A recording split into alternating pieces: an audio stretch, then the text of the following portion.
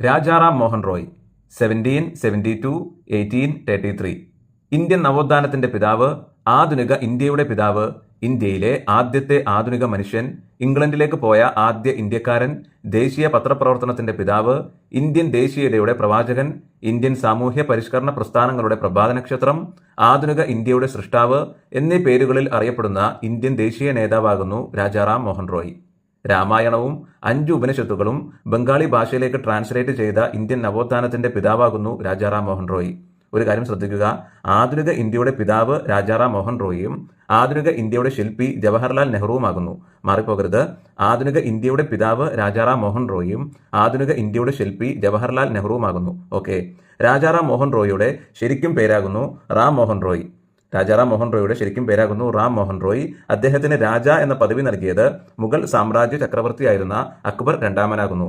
മുഗൾ സാമ്രാജ്യത്തിൽ മൊത്തം 21 ചക്രവർത്തിമാരാണ് വന്നുപോയിട്ടുള്ളത്. 1526-ൽ ബാബർ സ്ഥാപിച്ച ഈ സാമ്രാജ്യം 1857-ൽ ബഹദൂർ ഷാ രണ്ടാമനോടെ അവസാനിച്ചു. 1526-ൽ ബാബർ സ്ഥാപിച്ച ഈ മുഗൾ സാമ്രാജ്യം 1857-ൽ ബഹദൂർ ഷാ രണ്ടാമനോടെ അവസാനിച്ചു. ബഹദൂർ ഷാ രണ്ടാമന് മുമ്പ് 1806 മുതൽ 1837 വരെ മുഗൾ സാമ്രാജ്യം ഭരിച്ച ചക്രവർത്തിയായിരുന്നു അക്ബർ രണ്ടാമൻ. ഈ അക്ബർ രണ്ടാമനാണ് റാം മോഹൻ റോയ്, അതായത് രാജാറാം മോഹൻ റോയ്ക്ക് രാജ എന്ന പദവി നൽകിയത്. 1815-ലാണ് രാജാറാം മോഹൻ റോയ് അദ്ദേഹത്തിന്റെ സംഘടനയായ ആത്മീയ സഭ സ്ഥാപിക്കുന്നത്. രാജാറാം മോഹൻ റോയ് അദ്ദേഹത്തിന്റെ സംഘടനയായ ആത്മീയ സഭ സ്ഥാപിക്കുന്നത് 1815-ലാകുന്നു. 1821-ലാണ് രാജാറാം മോഹൻ റോയ് പത്രപ്രവർത്തനത്തിന് തുടക്കം കുറിക്കുന്നത്. 1821-ൽ സംവാദ് കൗമുദി എന്ന ബംഗാളി ന്യൂസ് പേപ്പർ സ്ഥാപിച്ചുകൊണ്ടാണ് രാജാറാം മോഹൻ റോയ് പത്രപ്രവർത്തനത്തിന് തുടക്കം കുറിക്കുന്നത്. ദേശീയ പത്രപ്രവർത്തനത്തിന്റെ പിതാവ് എന്നറിയപ്പെടുന്നത് രാജാറാം മോഹൻ റോയ് ആകുന്നു. രാജാറാം മോഹൻ റോയ് പേർഷ്യൻ ഭാഷയിൽ ആരംഭിച്ച ന്യൂസ് പേപ്പറിന്റെ പേരാകുന്നു മിറാത്തുൽ അക്ബർ. മിറാത്തുൽ അക്ബർ എന്നുള്ളത് രാജാറാം മോഹൻ റോയ് പേർഷ്യൻ ഭാഷയിൽ ആരംഭിച്ച ന്യൂസ് പേപ്പറാകുന്നു. 1825-ൽ രാജാറാം മോഹൻ റോയ് കൽക്കട്ടയിൽ സ്ഥാപിച്ച കോളേജിന്റെ പേരാകുന്നു വേദാന്ത കോളേജ്. 1825-ൽ രാജാറാം മോഹൻ റോയ് കൽക്കട്ടയിൽ വേദാന്ത കോളേജ് സ്ഥാപിച്ചു. 1828-ലാണ് രാജാറാം മോഹൻ റോയ് ബ്രഹ്മസമാജം സ്ഥാപിക്കുന്നത്. 1828-ലാണ് രാജാറാം മോഹൻ റോയ് ബ്രഹ്മസമാജം സ്ഥാപിക്കുന്നത്.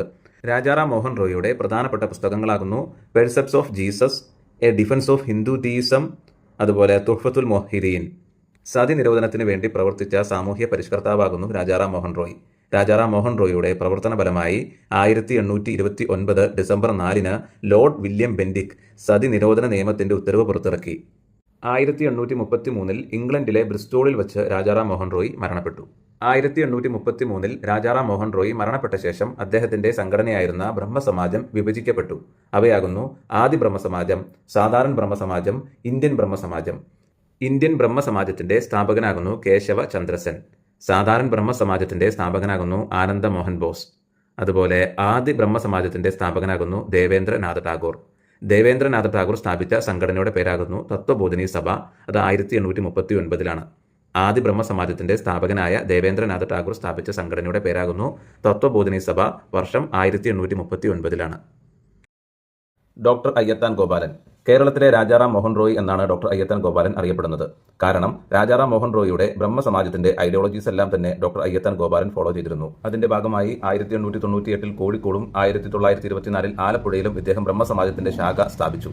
മാത്രമല്ല ബ്രഹ്മസമാജത്തിന്റെ ബൈബിൾ എന്നറിയപ്പെടുന്ന ബ്രഹ്മധർമ്മ മലയാളത്തിലേക്ക് ട്രാൻസ്ലേറ്റ് ചെയ്തതും ഡോക്ടർ അയ്യത്താൻ ഗോപാലനാകുന്നു.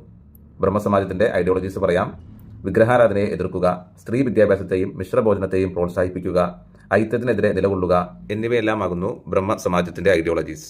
ഡോക്ടർ അയ്യത്താൻ ഗോപാലനെ ദാസർജി എന്ന പേരിലും അറിയപ്പെട്ടിരുന്നു. മാത്രമല്ല ബ്രിട്ടീഷ് സർക്കാർ റാവു സാഹിബ് എന്നുള്ള ബഹുമതി കൊടുത്തും ഡോക്ടർ അയ്യത്താൻ ഗോപാലനെ ആദരിച്ചിട്ടുണ്ട്. 1861 മുതൽ 1945 വരെയാകുന്നു ഡോക്ടർ അയ്യത്താൻ ഗോപാലന്റെ ജീവിത കാലഘട്ടം. അതായത് 84 വയസ്സ് വരെയാണ് അദ്ദേഹം ജീവിച്ചത്. പിന്നെ ഇദ്ദേഹത്തിന്റെ ചെറുപ്പത്തിലുള്ള എക്സ്പീരിയൻസ് പറയുകയാണെങ്കിൽ ജാതിയുടെ പ്രതീകമായ കുടുമ മുറിച്ചു കളഞ്ഞതിന്റെ പേരിൽ വീട്ടിൽ നിന്നും ഇദ്ദേഹത്തെ പുറത്താക്കിയിട്ടുണ്ട്. ജാതിയുടെ പ്രതീകമായ കുടുംബ എന്ന് പറയുമ്പോൾ ഈ പിക്ചറിൽ കാണുന്നത് പോലെ തലയുടെ മേഖലയിൽ കാണുന്ന ആ കുടുംബം മുറിച്ചു കളഞ്ഞതിന്റെ പേരിൽ ഇദ്ദേഹത്തെ വീട്ടിൽ നിന്നും പുറത്താക്കിയിട്ടുണ്ട്. ഇദ്ദേഹം ആരംഭിച്ച ഒരു പ്രസ്ഥാനമാകുന്നു സുഗുണവർദ്ധിനി സഭ. സുഗുണവർദ്ധിനി സഭ എന്ന പ്രസ്ഥാനം ഇദ്ദേഹം സ്ഥാപിച്ചിട്ടുണ്ട്. മാത്രമല്ല ഇദ്ദേഹത്തിന്റെ വളരെ പ്രസിദ്ധമായ 2 നാടകങ്ങളുടെ പേരാകുന്നു സാരഞ്ജിനി പരിണയം, സുശീല ദുഃഖം എന്നീ നാടകങ്ങളും ഇദ്ദേഹം രചിച്ചതാകുന്നു.